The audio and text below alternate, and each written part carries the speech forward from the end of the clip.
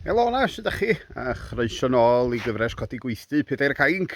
Rhyw benod estynedig ydi hwn o'r ddeuddegfad benod, sef y benod goeddio i sŵsnas dwytha dew bellach. Lle o'n i'n dangos i chi bod y fframyn bren mae wedi i'w chodi yn dydy.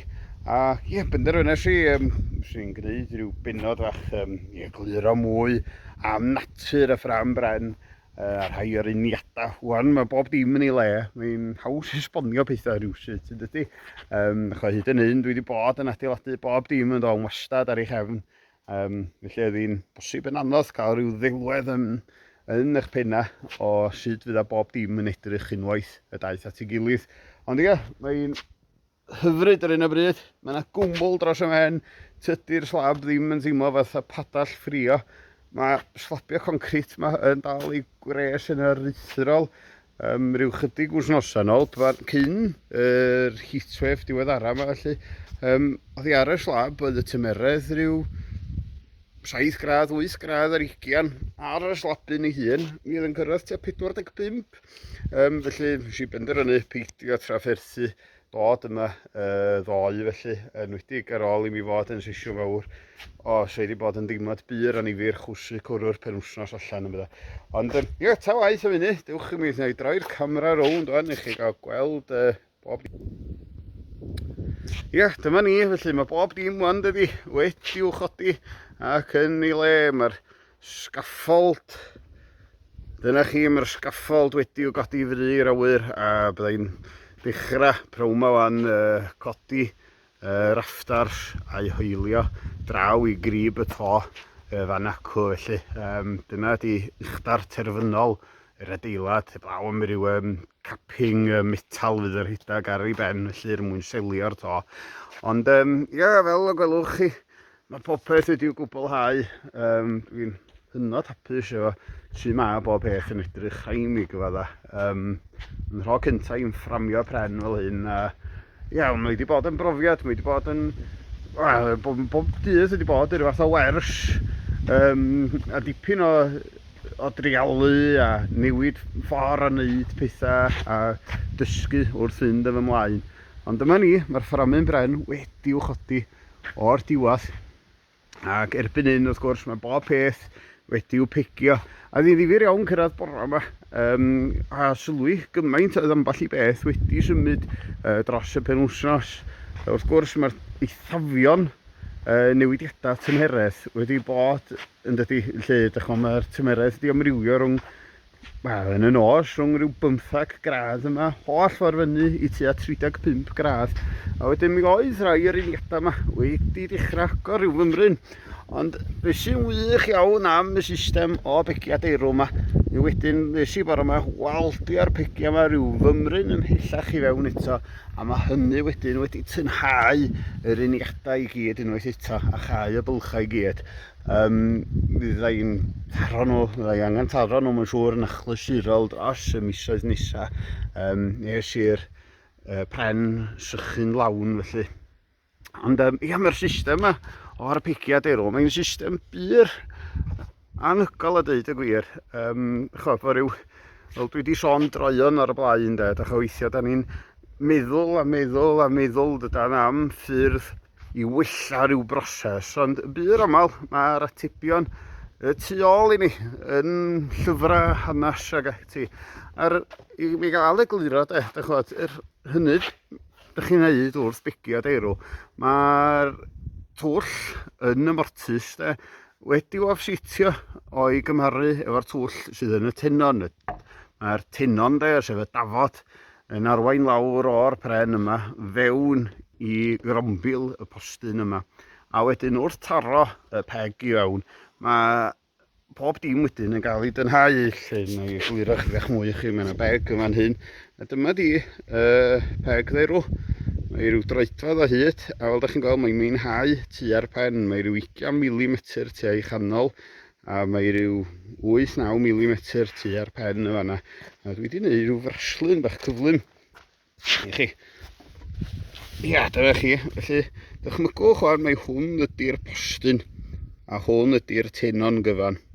A wedyn, i'r bîm, a wedyn hwn wedyn ydy'r darn o bren sydd yn derbyn y tenon felly, y mortis. Ond yn fan hyn wedi i'w farcio gan y dotia. Mae hwnnw fod i rhoi rhyw syniad i chi, mae rhyw dwll wedi i'w ddrilio drwy'r tenon a bocha'r mortis ydy hynny. Ond fel y gwelwch chi mi, dydy'r twll, dydyn nhw'n leinio fyny yn berffaith yn adyn. A dyn y syniad ydy wedyn, wrth waldio'r beg dderw yma fewn, mae yna ddigon o flex yn y derw i allu ymwybro'i ffordd drwy'r tylla. A wedyn, ar ôl cyrraedd rhyw hanner ffordd, mae o'n tynnu yr uniad yn dynach ac yn dynach at ei gilydd nes i fod yn cyrraedd ei chryfder llawn. Felly, tra fydda rhyw follt fel hyn, o bydda fo'n methu mynd holl ffordd drwad. A wedyn fe byddech chi yn torri un twll yn syth a taro'r boll yma. Dros amser mi fydd yr uniad yma yn agor, ac hefyd mi fydd y twll hefyd o bosib bydd yr boll yn llacio wrth i'r bren grebachu a felly, a mi fydd angen tynhau y boll yma dro ar ôl thro, a yn y pen draw gwch chi uniad gwanach felly. Felly, ie, gwych iawn ydy'r peg dderw. Dwi'n mor hapus, dwi wedi sticio ar mynd efo'r broses yma.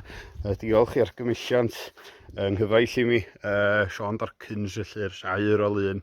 A wedyn, ran holl bwysig arall o'r ffram ydy'r rhain der, knee braces, neu'r wind braces, a fel soniais mewn fideo flaenorol, pan fo'r gwynt yn chwthu fo'r hyn, o mi fydd y bres yna wedyn yn atal y ffram rhag gwyro i'r cyfeiriad yma, fydd o'r gwynt o'r cyfeiriad yma, mi fydd y bres yma yn atal y ffram rhag gwyro ffordd lle de. Felly mae nhw'n bethau sy'n ychwanegu andros o gadernid i'r fframu'n bren. Mae'r ffram gymaint hynny cryfach efo nhw felly. Dwi'n hapus iawn i mi gynnwys un ar bob postyn. Yr enwedig os ystyriwch pan fydd yr adeilad gyfan felly wedi'w chwblhau, mi fydd yna wedyn cladding, felly holl ffordd o amgylch y tu allan a tho metal. A wedyn mi fydd yna bron rhyw wal gyfan yn bydd i'r gwynt allu wthio yn erbyn mi fydd yr adeilad bosib yn baresiwt. A efo'r dyffryn ma fan hyn, mae'n gallu fod yn agorad iawn yma dydy, enwedig yn y gaea, a mae yna wynt yn aml iawn yn dod o'r cyfeiriad yna, sef y de orllewin. Felly mi oedd yr holl brisis gwynt yma yn benderfyniad o'n i'n ystyried yn gwbl allweddol. Uniad arall i mi ydy rhain felly, spline joint. Iawn o hwn, nes i sôn amdani mewn fideo blaenorol unwaith eto, lle welwch chi'r uniad yma'n union wedi'w ddatgymalu ar y fainc, ar y lawr felly. A'r hynny welwch yma ydy'r darn yma o dderw. Un darn ydy sydd yn gweithio i ffordd oll ffordd drwy'r postyn ganolog yma. A wedyn, sori, fyna rhyw step fan hyn, wedyn dwi'n symud y step no rownd. Felly fi'n haws fan hyn i'r rydyn na ni. A wedyn yr hynny nes i wedyn torri recess wedyn lle fewn i'r postyn i'r bîm yma cael nythu ynddi.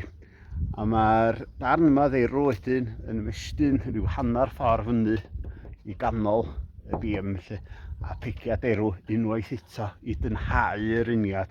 Geith hwnni'n unlla oedd hi'n uniad benderfynais i wneud oedd y fforclift wedyn yn gallu jyst gollwng bob dim i'w le, ac yn y pen draw welwch chi ryw fath o uniad sy'n gwpan o amgylch plat ucha'r wal felly. A mi fydd mae hwnnw wedi'w sgriwio lawr efo sgriwio sydd ar un trwch am ys bach felly. A wedyn yr diban y pen hir yma wedyn ydi stopio'r waliau rhag gwyro am allan. Os ewch chi gadir lana weithio fe welwch chi mae pwysa'r to yn peru'r waliau. Gwir allan mae wedi digwydd yn sicr yn Hyd Ewi. Mae'n andros o beth bach difyr, ond wrth gwrs ybyn nhw am yr adeiladau yma wedi hen sefydlogi yn eithaf symud dim pellach. Ond gael gweld arni chi. Fel y gwelwch chi, da chi just about yma.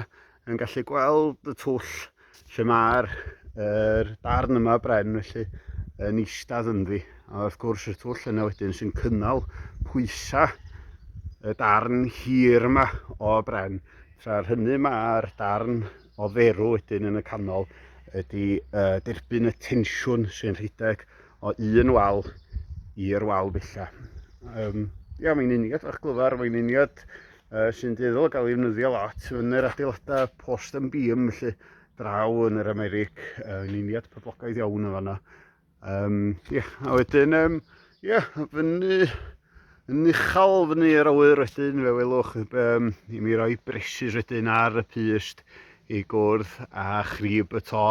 Mae'r rydd doedd am gymaint a hynny o le i wneud uniad mortis a thenon. Yr hynny nes i oedd torri darna y blocia bach yna bren a torri ryw driongl bach, ryw dafod bach driongl sy'n sticio fewn i ochr y bres. A mae hwnnw wedyn sydd yn atal y bres i lithro lawr hyd y grib felly. Mae o i weld yn solat, mae hynny'n sicr.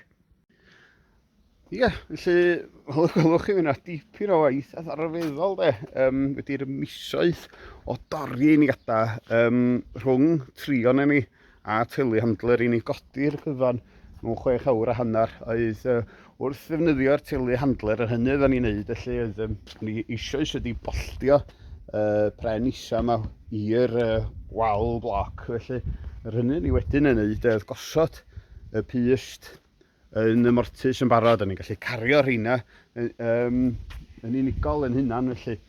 A wedyn ar y telehandler wedyn, oedden ni'n gosod tair plat, sef y prenia sy'n rhedeg ar hyd dop o wal. Oedden ni'n gosod y tair pren yma lle ar y ffyrc yn barod yn ei trefn. A wedyn fel oedd y telehandler yn dod i fan hyn a dechrau i ostwng a i osod yn ei le, o Nina a Sam wedyn yn sefyll naill ben i waldio'r pren lawr yn dyn ar ben y postyn felly. A wedyn yn yr amser wedyn oedden ni'n neud hynny, mi oedd y telehandler y fersiwn ôl ac wedi cyrraedd yn fan hyn yn barod i ollwng y darn isa bren. Erbyn hynny o Sam a finna di'r rhedeg draw i fan hyn, barod i Seimon ostwng y darn hynny o bren i'w le. A mi oedd hi'n system hynod effeithiol, fi ond yn cymryd rhyw hanner awr i ni, os nad, bosib ydy'n llai na hynny, i ni godi wal gyfan felly i'w le. Oedd o'n system effeithiol iawn, rhaid i mi gyfadda ni'n falch iawn o'i weld yn dod yn ei flaen felly. Ond wedyn, sy'n unrhyw beth arall yn dylwn ddangos i chi do. Ni'n sôn yn dod wrth efo effeithlonrwydd a chyflymder system felly.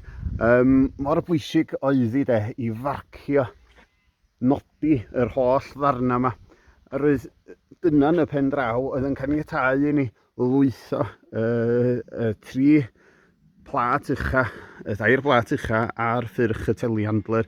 Achos oedden ni'n gwybod yn iawn lle oedden nhw i fynd, oedden ni'n gwybod ar ben pa bostyn oedden ti fynd. Wel, fe bydden ni heb wneud hynny, byswn ni'n codi un darn y bren ar y tro, so rhywun arall yn gorfod mynd i chwilio am y pren isa. A byddai wedi bod yn broses oedd gymaint ag hynny yn yr afach. Ac yn y pen draw, y ddau maen nhw wedi cytuno yn wirfoddol i'n helpu maen nhw wedi wneud. A dim byddai na wedyn, pa fydden nhw angen help ar ryw brosiect fawr yn neud penhwytha o'r byd, byddai yna mynd draw i'w helpu nhw hefyd. Felly, mewn gwirionedd, o'n i'n misio defnyddio mwy na rhyw ddiwrnod o lafur gynddynt. Yr chwarae teg iddyn nhw, o'i gwirfodd oeddant yma. Ond felly, oedd hi'n bwysig iawn wedyn fod na drefn, fod popeth i marcio a fod pawb yn dall be o'n nhw'n neud ac o ganlyniad oedd na neb yn sigura hyd yn oed y telehandler. Lle o'n i wedi llogi'r peth am dreidio, ond gath i fynd yn ôl ar ôl diwrnod. A ffaith bach hyfryd arall i chi mae'r holl bren yma, welwch chi fan hyn, y cymysgedd o Douglas Fir a Llarwydd ydi o, wedi dod lawr y cwm y fanna o Goedwig yn ardal Gilli Aur.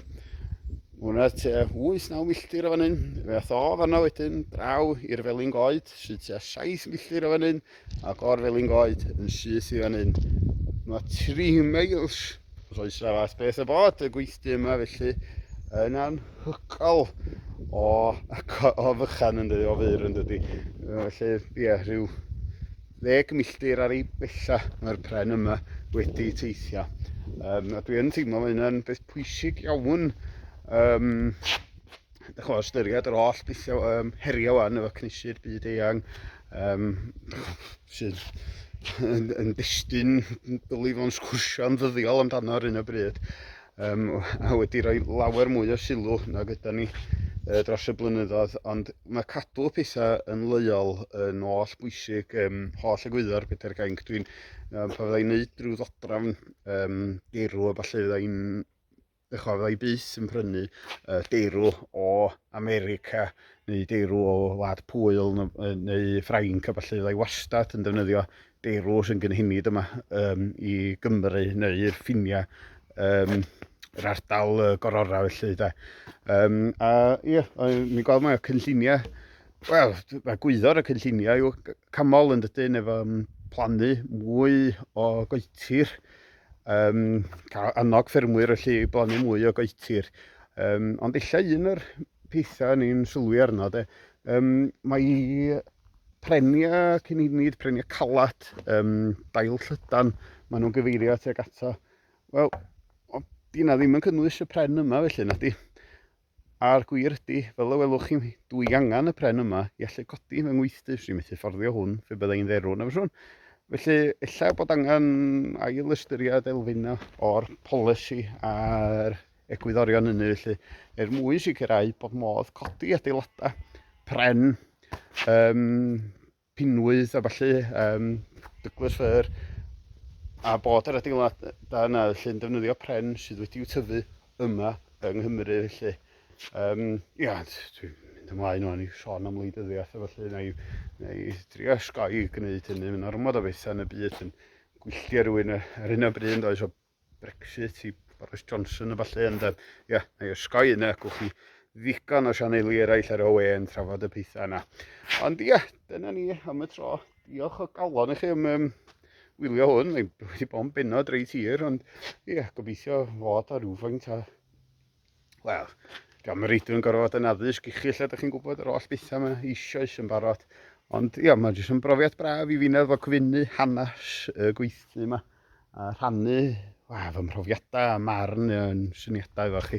A os oes gen chi unrhyw gwestiwn, hoffech chi ofyn, wel, monwch o i mi, na i drio'n gorau glas i'w ateb. Ia, mae'r holl broses wedi bod yn gyfnod, mae wedi bod yn agoriad llygad i mi. Dwi wirioneddol di mwynhau hyn. Os ni, ia, unrhyw un eisiau mwy o wybodaeth sydd wedi godi rhywbeth unan, plis cysylltwch a na i glora glas i atab. Ond, ia, am y tro, dwi am sefyll yn fan hyn a mwynhau'r olygfa yna am 5 munud.